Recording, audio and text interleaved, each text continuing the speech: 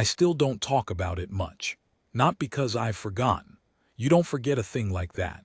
It's more that when I try to tell it, the words come out smaller than the day actually was, like I'm trying to pour the sea into a teacup. But people keep asking me, and I think the man deserves it, so here.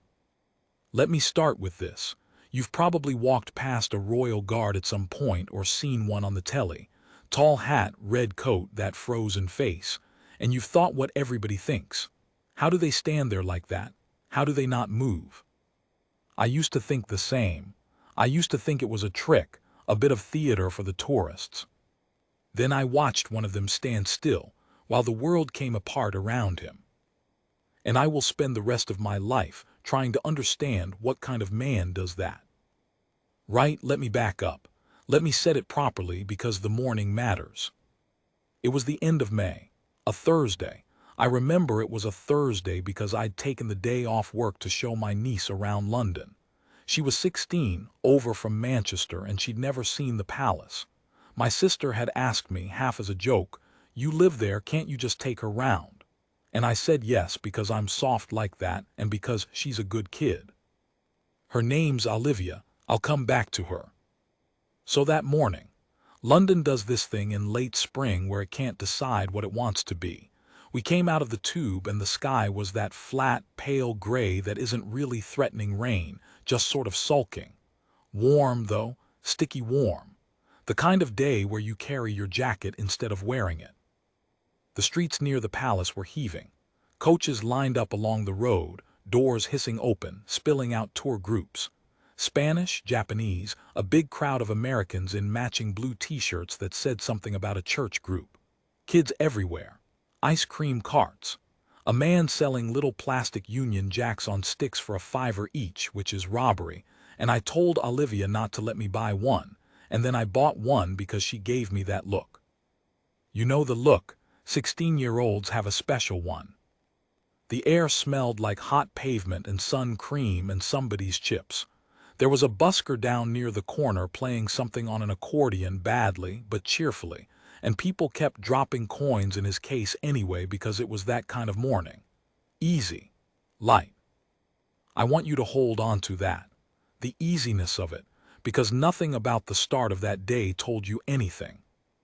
We made our way down toward the front of the palace, where the gold-tipped railings are, and the crowd got thicker. Phones up everywhere. Everyone wanting the same photo. The flag was flying, which meant somebody important was home, and a woman behind me was explaining that to her husband in a very confident voice, getting it slightly wrong, and he was nodding along the way husbands do. And then we saw the guards. There were 2 of them on duty within view, standing in their sentry positions, and Olivia did the thing everyone does. She went quiet for a second. Then she whispered, "Are they real? Like real people?" "Real as you and me," I said. "They look like waxworks." And they did. That's the honest truth of it. From a distance they looked carved, still as statues, the bearskin caps making them taller than any man has a right to be. The red so red it almost hummed against the gray sky. We walked closer. There's a sort of pull to it. You want to get near to test it to see if the stillness is real. Olivia wanted to take a photo standing next to one, so we edged over toward the railing, and that's the first time I properly looked at him. The guard nearest us. I didn't know his name then. I learned it later and I'll tell you, but for now he was just the guard. Young. Not a boy, but young. Maybe 25, 26. Clean-shaven jaw, the chin strap of that great heavy cap cutting a line across it. Eyes fixed straight ahead at something none of the rest of us could see. A point in the middle distance that he'd clearly decided was the most important thing in the world. He didn't blink at the crowd. Didn't flick his eyes when a toddler shrieked right in front of him. Didn't react when a lad in a backpack leaned in close and pulled a stupid face for his mates, the way lads do, trying to crack him. Nothing. Not a flicker. Olivia took her photo, did the peace sign, grinned. And I remember thinking, almost lazily, the thought everyone has. I couldn't do that. I couldn't stand there and let the whole world walk past and not move. I had no idea. None of us did. We were measuring his stillness against tourists and toddlers. We had no idea what it would be measured against by the end of the morning. Now I need to tell you about the feeling. I've gone over this so many times. People ask, did you sense something? Was there a warning? And I always want to be honest, so I tell them the truth, which is complicated. No and yes. No in the sense that nothing happened that you could point to. No siren, no shout, no screech of tires. The morning kept being the morning. But there was something. Maybe 10 minutes after Olivia took her photo, I'd wandered us a bit further along, toward the edge of the park side, where it opens up and you can see the green of the trees in the distance, the start of the long stretch that runs up toward Hyde Park, and I felt it before I understood it. The pigeons went. You don't notice pigeons until they all leave at once. There must have been 100 of them on the wide stone in front of us, doing their pigeon thing, fat and unbothered, and then in one motion the whole lot of them lifted. Just up and gone, this gray rush of wings all together, no reason I could see. Olivia laughed and said something about them being startled. I looked around for a dog. That's usually what does it. A dog or a kid running at them. But there was no dog. There was no runner. There was just the crowd and the heat and the busker still going on his accordion and the pigeons climbing into that flat gray sky and scattering. I'd like to tell you I knew. I didn't. I just felt the back of my neck go cold for a second, the way it does, and then the moment passed and I forgot about it, because Olivia was tugging my arm asking if we could get a drink. We turned to head toward one of the kiosks. That's when it happened. I'm going to try to describe the sound, and I'm going to fail, and I want you to forgive me in advance. It came from the direction of the park, north and east of where we stood, a way off, far enough that I could not see it, close enough that I felt it in my chest before I heard it with my ears, which sounds mad, I know, but that's the order it happened in. A punch. A great flat slam of pressure that came up through the pavement and through the soles of my shoes and hit me somewhere under the ribs. And then the sound caught up. This enormous, ugly crack. Not a bang. People say bang and it's wrong. It was deeper and wider than a bang. It was the sound of something very large being broken all at once, and it rolled out across the whole sky and seemed to come from everywhere and nowhere. The accordion stopped. I remember that. The music just stopped mid-note like someone had lifted a needle. And then for one full second, and I've thought about this second more than almost any other second of my life, there was complete silence. The whole crowd, hundreds of people, every single one of us frozen. Nobody screamed yet. Nobody ran yet. We all just stood there with the echo of that thing rolling away over the rooftops, and our brains scrabbling to catch up, refusing to believe what our bodies already knew. Then the second ended, and everything broke loose. I have never heard a sound like the one a crowd makes when it turns to fear. I hope you never do. It started as a sort of low collective gasp, a wall of breath sucked in, and then it tore apart into screaming, high and sharp. A woman somewhere behind me started shrieking the same word over and over, and I couldn't make it out, and then realized she was just screaming no, again and again. No, no, no. People ran, all directions at once, which is the worst kind of running because there's no logic to it, just bodies trying to get away from a thing they can't locate. A man knocked straight into me, full weight, didn't even see me, his face white as paper, his phone gone from his hand somewhere. The plastic Union Jack flag was ripped out of my fingers and trampled, and I never saw it again. Olivia. That was my whole brain in an instant. Just her name. I'd let go of her arm to turn toward the sound, and now there were bodies between us, and I couldn't. I grabbed. I grabbed for where she'd been. And for one horrible stretch of time, my hand closed on nothing and air and other people's coats, and I heard myself shouting her name in a voice I didn't recognize. Olivia, oh Olivia. And then her hand found mine. She'd grabbed my sleeve from behind. Her face when I turned, I'll never forget it. 16 years old and gone completely pale, eyes huge, mouth open but no sound coming out, just looking at me, asking me with her whole face to tell her what to do. And I didn't know. God help me, I didn't know. I'm an ordinary man. I price kitchens for a living. Nobody trains you for this. I just pulled her in against me and got my arms around her and tried to put my own body between her and the direction the sound had come from, which is, I've since learned, the only instinct worth a damn that an ordinary person has in a moment like that. You make yourself a wall. It's not brave. It's just love, doing the only thing it knows how to do. We got pushed. The crowd was a current now, surging back away from the park, and we went with it because you can't fight it. You just try to stay upright, because going down in a crowd like that is its own kind of death. I had one arm round Olivia and the other out, and I was scanning, looking for a wall, a doorway, anything solid to get her against. And as the crowd carried us, my eyes went, I don't know why, I've never fully understood why, my eyes went back toward the railings, toward the palace, toward the sentry post, toward the guard. Everyone was running. I want you to really sit with that. Everyone. Hundreds of people. Police were running too. I saw 2 officers sprinting toward the sound, which is its own kind of brave, running toward it. But even they were moving, doing something, their bodies in motion the way a body is supposed to be when the world explodes. And there, in the middle of all of it, in the middle of the screaming and the shoving and the great panic tide of human beings trying to save their own lives, he was still.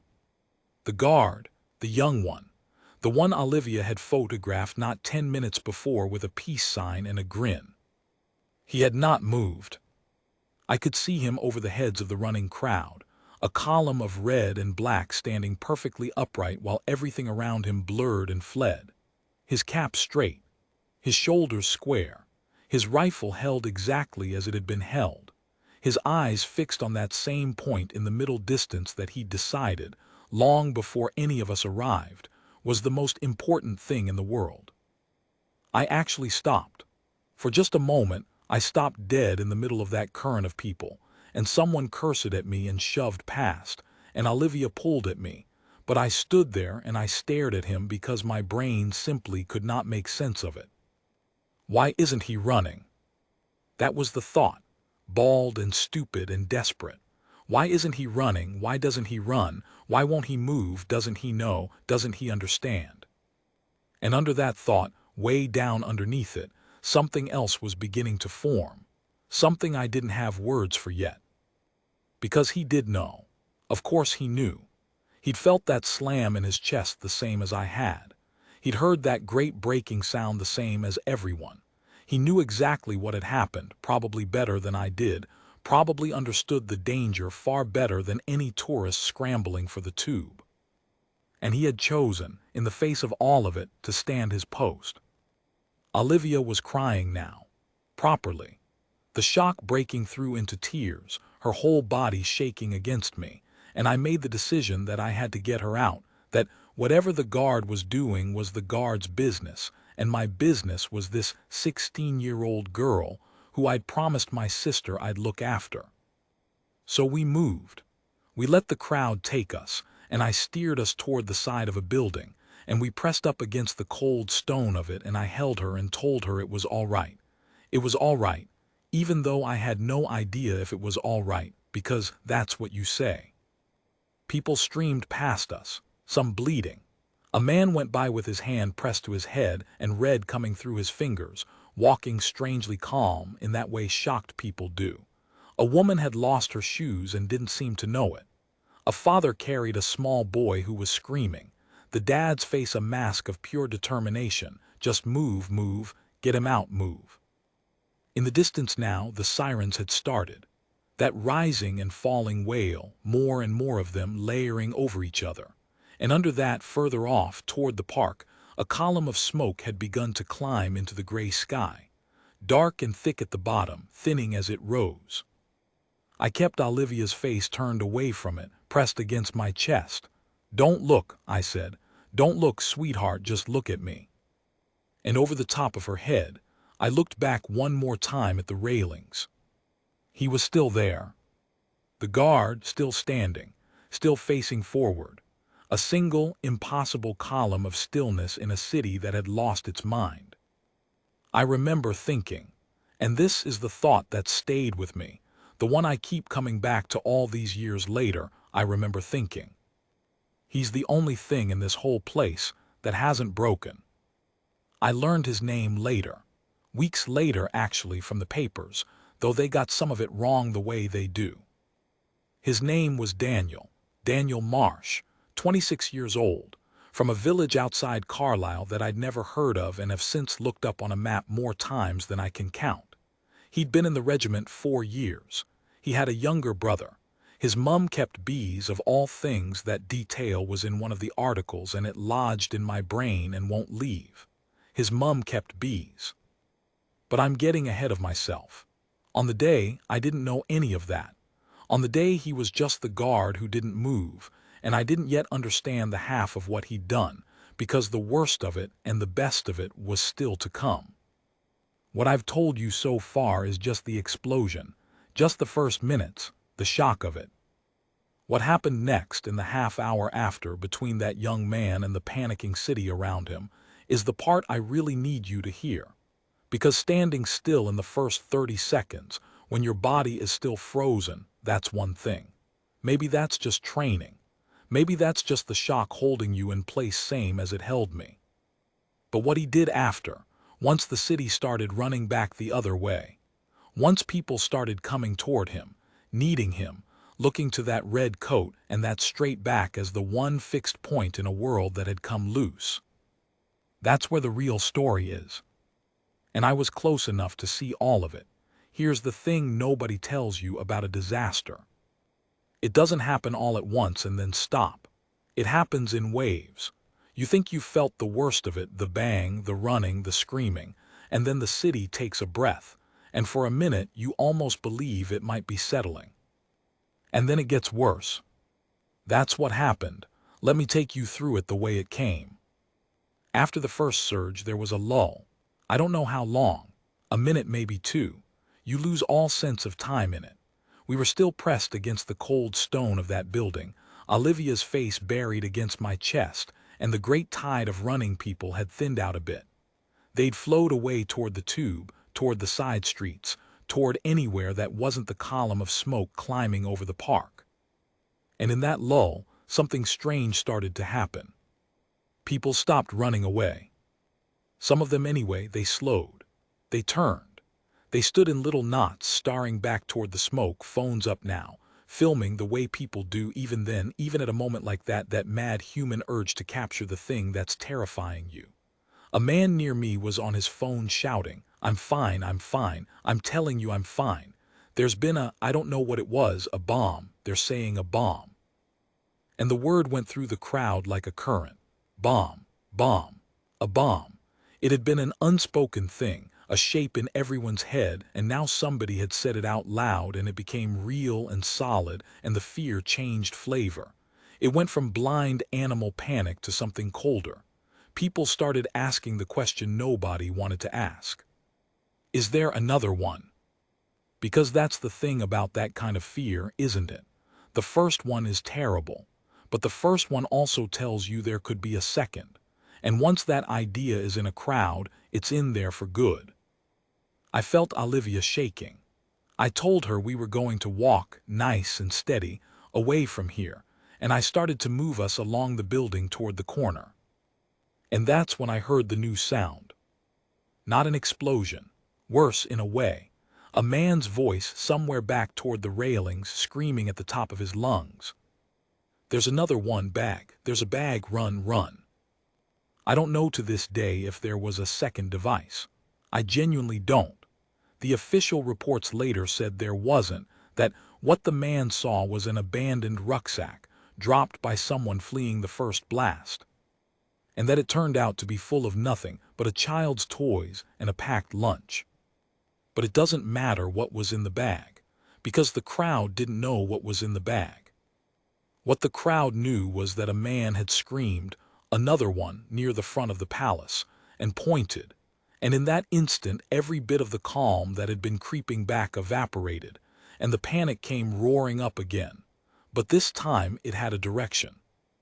The crowd had drifted back toward the railings while it was deciding whether to be afraid. Now it all wanted to be somewhere else at once, and the somewhere else was straight back the way we'd come, toward us, toward the narrow stretch by the building. I felt the change before I saw it.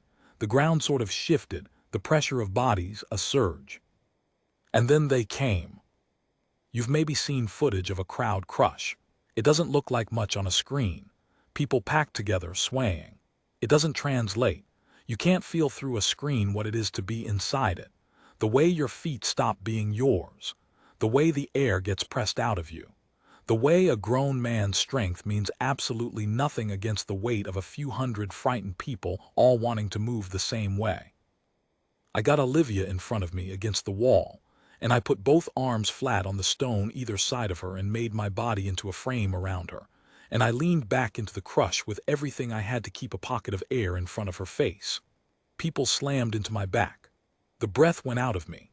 Someone's elbow caught me in the kidney and I nearly went down, and I absolutely knew, that if I went down I would not get up, and neither would she. And then it eased, the worst of the surge poured past us, off toward the side street, and I got a breath, a proper one, and I looked up, blinking, and I saw the worst thing I'd seen all day. There was a woman down, maybe 20 feet from us, out toward the open ground near the railings, where the crush had been thickest. She'd gone down in the surge and the crowd had flowed around her, and she was on the pavement on her hands and knees, trying to get up and not managing it, and there were still people pushing through, not seeing her, about to go straight over the top of her.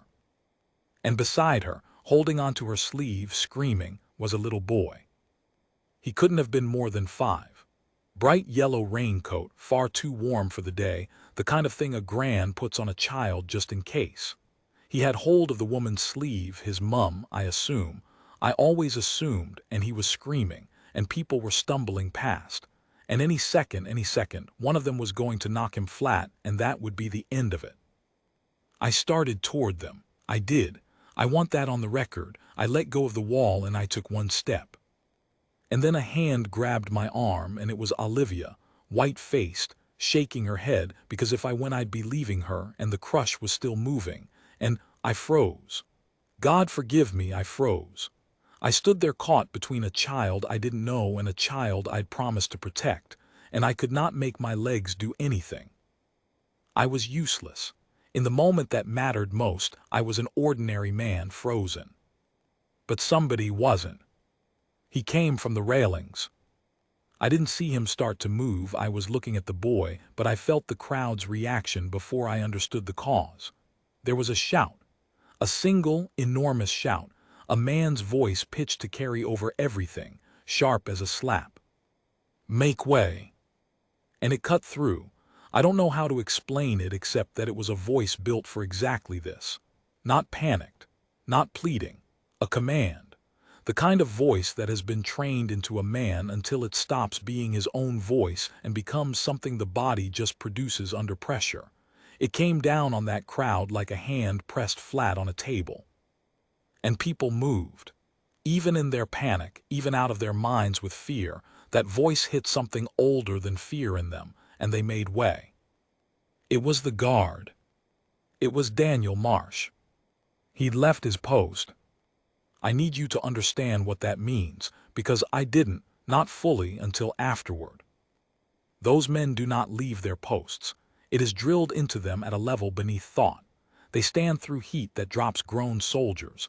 There are stories of guards fainting dead away rather than break position, going down stiff as a felled tree. They stand through abuse, through cameras shoved in their faces, through every kind of nonsense the public can invent. The whole meaning of them, the entire point, is that they do not move. And he'd come off it. He'd broken the one rule that defined him. But here's the thing, and this is what got me. This is what I've never been able to shake. He hadn't come off it in panic. He hadn't run. He'd come off it the way a man steps off a curb when he sees a child in the road. Deliberate, fast, with purpose. The stillness hadn't been him being frozen. The stillness had been him being loaded. All that held in readiness, all that discipline, all that controlled power, and the moment there was something worth spending it on, It came out all at once. He covered the ground between his post and that fallen woman faster than I'd have believed a man in that get-up could move. The cap, the heavy coat, the rifle, none of it slowed him. He came through the thinning edge of the crowd, and he didn't shove people. He parted them, that voice going again. Make way, move back, M-A-K-E way, and they peeled apart in front of him. And he reached the boy first. I was close, 20 feet, maybe less now. I'd moved without realizing it, pulling Olivia with me, drawn toward it the way you're drawn toward the thing you can't look away from. So I saw his face. That face that had been carved from stone all morning. That hadn't flickered for a toddler's shriek or a lad's stupid jokes. I saw it up close now, and it wasn't stone anymore. It was a young man's face, and it was frightened, yes, frightened. I won't pretend it wasn't. His jaw was tight, and there was sweat running down from under that great cap, and his eyes were wide. But the fear was underneath something. Underneath the thing he'd decided to do. He was scared, and he was doing it anyway. And I have come to understand that this, exactly this, is the only definition of courage that has ever made sense to me. Not the absence of fear, the fear with the work done anyway. He got to the boy, and he did something I didn't expect. He didn't scoop him up first. He got himself between the child and the oncoming crowd, put his own body, that big, red, unmissable body, in the path of the surge, and he planted his feet and he braced, and he became, for that little boy in the yellow raincoat, exactly what I had failed to be for Olivia. A wall. The crowd hit him. I saw the impact go through him, saw him rock back half a step and dig in. And he held. He held the way he'd held all morning, except now there was a reason. Now the stillness meant something. Now it was a fallen woman and her son on one side and a panicking mob on the other, and Daniel Marsh in the middle deciding that nothing was getting through. Get up, he was saying to the woman, not unkindly but hard, urgent. On your feet. Now, I've got you. Up. And she got up. I think she got up because of the voice, because it left no room for anything else. Because when a voice like that tells you to get up, your body simply obeys before your terror can argue. She got her feet under her, clutching the boy, and Daniel got an arm out, sweeping them both behind him, behind that broad red back, and he turned to face the crowd full on. And here's where it became something I'll never forget. He stood there, one man facing the surge, the woman and the child behind him, and he started to do the thing he'd been trained for, the thing that morning had only ever been theater. He started to control the space. Arm out, that voice. Move back, back. There is no second device. Move back calmly. You, pointing at someone, stop pushing, back. And the maddest thing happened. It worked. The panic broke on him like water on a rock. People near the front, the ones who could see him, they slowed. They stopped shoving. Because here was a fixed point. Here was someone who clearly, visibly, was not afraid in the way they were afraid, someone in a uniform, standing his ground, telling them what to do in a voice that sounded like it knew. And a frightened crowd, more than anything in the world, wants someone to tell them what to do. I've thought about this so much since. We always think the brave thing is to act, to run in, to grab, to pull people out. And sometimes it is. But that morning, the bravest and most useful thing any single person did was to stand still and refuse to be afraid out loud, because his stillness was contagious. His calm spread backward through that crowd, person by person. The way the panic had spread forward, and it bought time. It bought the seconds that the police needed to arrive and take hold of it. A child of 5 and his mother are alive because a young man understood, in a way that frightened ordinary people like me could not, that sometimes the job is not to flee and not to charge, but to plant your feet and hold. The police reached him a few seconds later. 2 officers, then more, fanning out, taking over the work of pushing the crowd back, opening up the space. And one of them, I saw this clearly, one of the officers said something to Daniel, gestured back toward his abandoned post, and I tensed because I thought, don't make him feel he did wrong. But the officer wasn't telling him off. He put a hand on Daniel's shoulder, just for a second. A squeeze. The kind one man gives another when there isn't time for words but the words need saying anyway. And Daniel nodded. Just once. And he handed the woman and the boy off into the officer's care, made sure they were taken, made sure with his own eyes that they were safe. And only then, only when they were behind a proper cordon of police, did he straighten up. I watched him do it. I watched him pull himself back together, the shoulders going square again, the chin coming up, the hands settling. The young frightened man folding himself back into the soldier, piece by piece, right there in front of me. And then he turned, and he walked back to his post. Through the smoke drifting low across the ground, through the wreckage of the morning, the dropped phones, the lost shoes, the trampled flags, mine probably among them, past all of it, back to the worn spot on the stone where he'd stood since long before any of us arrived. And he took up his position again. Cap straight, shoulders square, rifle held exactly as before, eyes fixed on that same point in the middle distance. As if nothing had happened.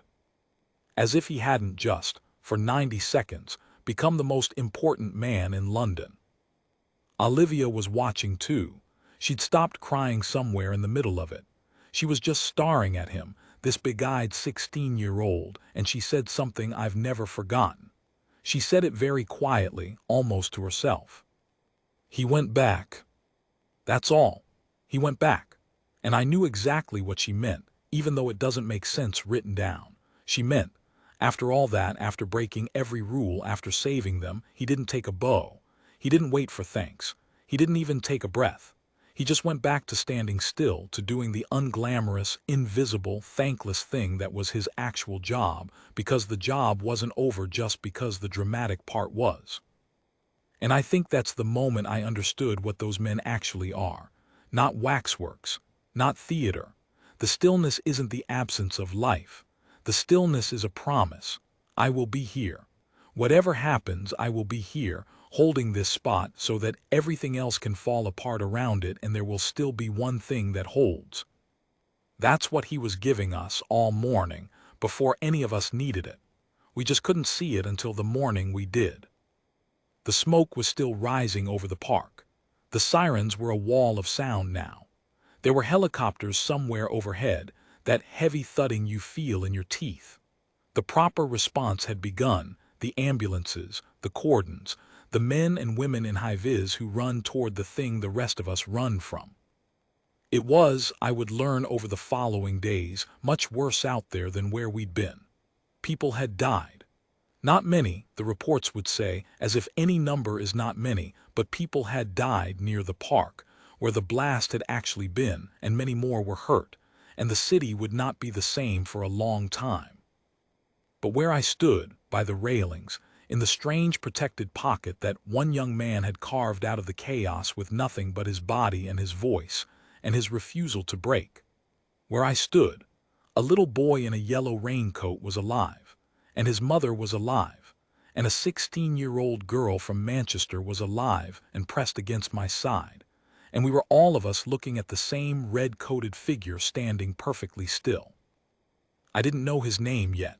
I didn't know about Carlyle or the brother or the bees. I only knew that I had watched an ordinary-looking young man do something I would not have believed a person could do, and then watched him quietly fold it away and return to his post as though it cost him nothing. When I knew, I absolutely knew, having seen his face up close, exactly what it had cost him. What happened after, how I found out who he was, what became of him, and the thing I learned months later that changed how I understand the whole day, that's the last part of this. And it's the part I find hardest to tell. We didn't see how it ended for him that day. I have to be honest about that, because it would be easy to pretend I stayed and watched the whole thing through, but I didn't. I had a 16-year-old to get home. Once the police had the cordon up and were moving people out in a calmer, more orderly way, I got Olivia clear. We walked. We walked a long time, actually, because the tube near us had been shut and the buses were chaos. So we just walked, away from the smoke, north and then west, until the sirens got fainter and the streets got more normal, people having coffee. A man washing his shop window, ordinary life carrying on a mile away as if nothing in the world had happened. That's another thing nobody tells you, how close the normal is to the unthinkable. A mile. Less. You can walk out of the worst morning of your life and into a street where the biggest problem is somebody's parking in about 15 minutes. I rang my sister. I'd been putting it off, I think, because saying it out loud would make it real. But I rang her and I told her we were safe before she'd even heard anything. And there was this long pause, and then she just started crying. And I realized she'd been watching it unfold on the news without knowing we were there. And I felt sick with guilt for the half hour I'd cost her. Olivia took the phone and talked to her mum, and she was very brave about it, very calm, telling her not to worry. And then she handed the phone back, and the moment her mum couldn't hear her, she folded up against me on a low wall outside a closed cafe and cried like the child she still was underneath the 16. I just held her. There was nothing to say. There's never anything to say. You just hold them. And the whole time, the whole long walk and the phone call and the crying, the whole time in the back of my mind was the guard. The days after were strange. You'll know if you've ever lived near something that becomes national news. The city was wounded and frightened and grieving and somehow also full of this fierce, defiant pride all at once. Flowers started appearing near the park. Mountains of them, people queued to lay them. There were vigils. The Prime Minister said the things Prime Ministers say. The newspapers ran the photographs, the smoke, the aftermath, the faces. And then, on about the third or fourth day, a photograph started going round that stopped me cold. Someone had filmed it. Of course they had. In a crowd of hundreds with phones, of course somebody had caught it. The footage was shaky and the sound was mostly screaming, but you could see it clearly enough, the red-coated guard breaking from his post, parting the crowd, putting himself between the surge and the fallen woman and the boy in the yellow raincoat, becoming a wall. That voice, just audible under the noise. Make way. It went everywhere. You probably saw it yourself, even if you don't remember. It was one of those clips, the ones that escape the news and get loose in the world and turn up everywhere for a week. And the papers gave him a name. Guardsman Daniel Marsh, 26, of the regiment that had been on duty that day, from a village outside Carlisle. And I sat at my kitchen table reading it, with my tea going cold, and I felt this peculiar thing, relief, almost, that he was real, that he had a name and a home and a mother, that he wasn't just the impossible red figure from my memory, but an actual young man who could be thanked. There was an interview with his mother. Just a short one. He himself, the papers said, had declined to comment, which made me like him even more somehow. But his mum talked. And there were two things in that interview that have stayed lodged in me ever since, and I want to give them to you now, because they're the heart of it. The first was about the bees. His mum kept bees. I mentioned that in the beginning, and I told you it had lodged in my brain, and now I'll tell you why it mattered. She said, and I'm telling you this from memory, so forgive me if the words aren't exact, she said that when Daniel was a little boy, he was the only one of her children who could go near the hives.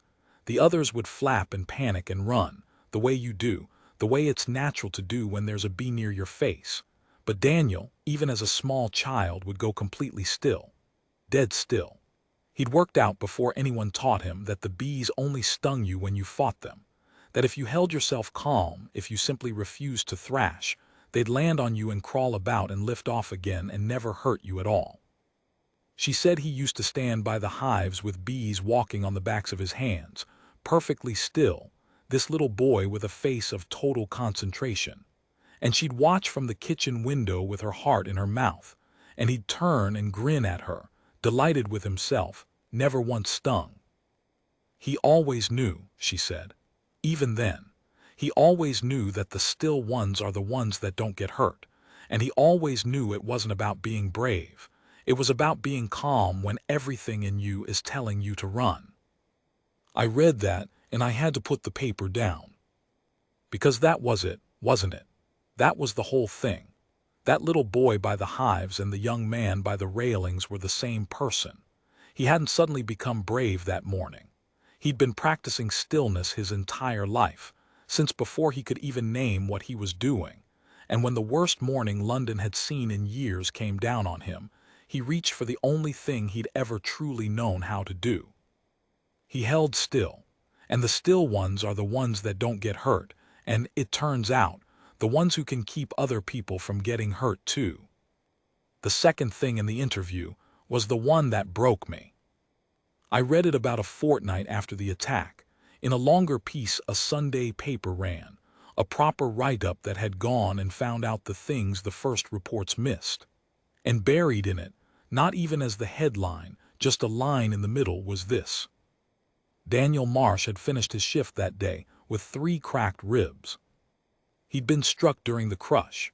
When he made himself a wall, when the crowd hit him and I saw him rock back and dig in, somewhere in there, someone or something had caught him hard in the side, and he'd cracked 3 ribs, and he had stood the rest of his watch with them.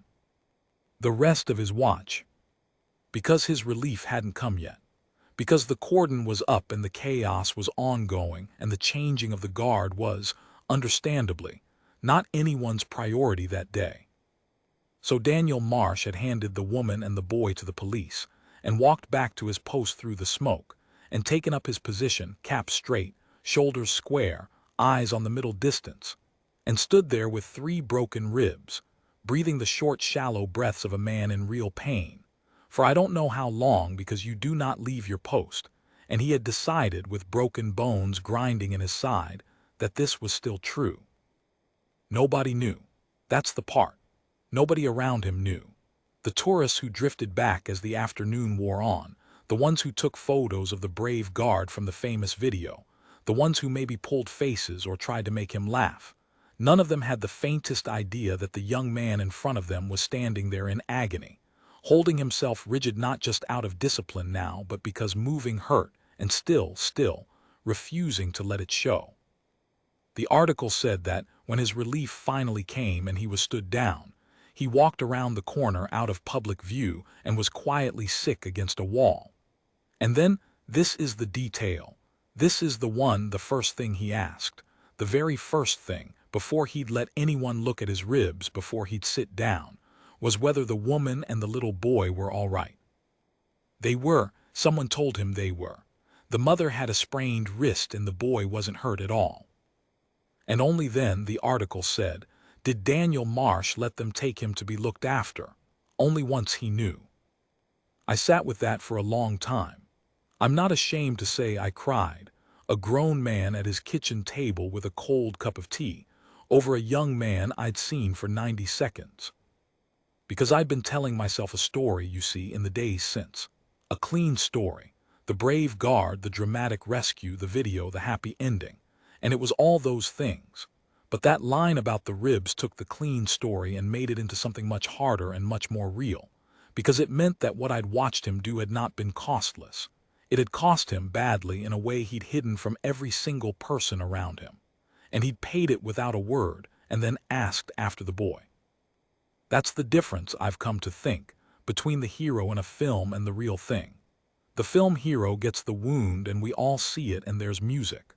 The real one cracks 3 ribs making himself a wall for a stranger's child, and then stands up straight and finishes his shift, and doesn't tell a soul, and is quietly sick around a corner where no one can see, and asks if the kid is okay. There's no music for that. There's nobody watching. That's exactly why it's the real thing. I wanted to thank him. I'll be honest, it became a bit of an obsession for a while.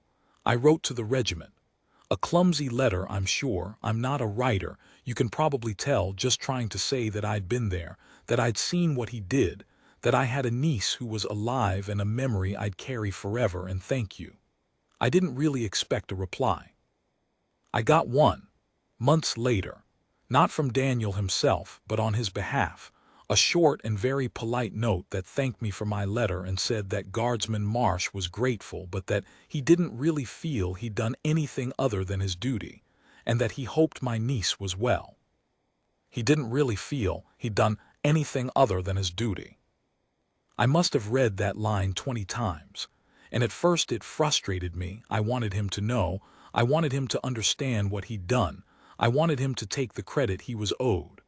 But the more I sat with it, the more I understood that the not taking the credit was part of the same thing. It was all one piece.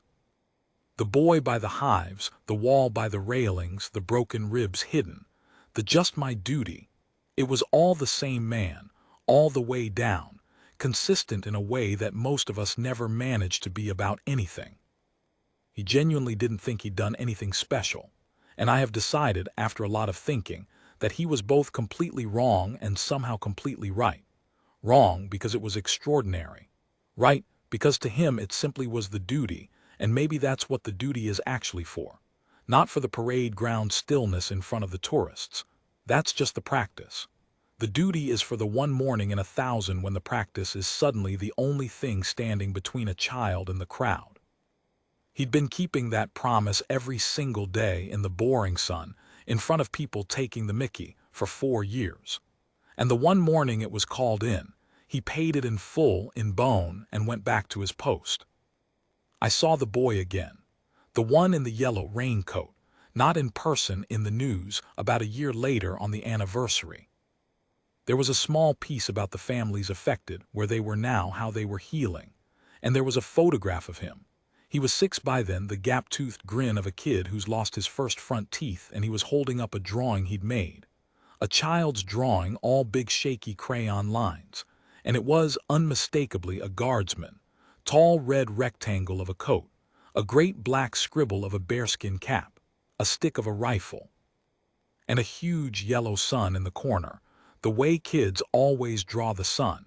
And a little yellow figure next to the red one that I think was meant to be him.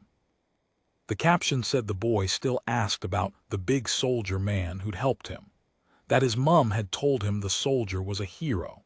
And that the boy had said, and I believe this absolutely, because it's exactly the kind of thing a 6-year-old says, that when he grew up he wanted to stand very still and be brave like that. Stand very still and be brave. A 6-year-old understood it better than all the headlines. The stillness was the bravery. They were never two different things. I don't know where Daniel Marsh is now. His ribs healed, I assume. The regiment's note suggested he was back on duty before long, and I like to think of him out there still, or perhaps moved on to a quieter life by now, the way young soldiers do. I never met him. I never will, probably. I wouldn't even know what to say. Thank you is much too small, and anything bigger would embarrass us both. But here's what I do. Every now and then when I'm in town, I go and stand near the railings. I watch whichever young man is on duty that day. Some tourist always does the thing, leans in, pulls a face, tries to make him crack. And the guard stands there, carved out of stillness. Eyes on the middle distance, and the tourist gives up and laughs and wanders off thinking it's a bit of theater. And I want to say to them, you have no idea. You have absolutely no idea what that stillness is. You think it's nothing. You think it's a man pretending to be a statue for your photograph.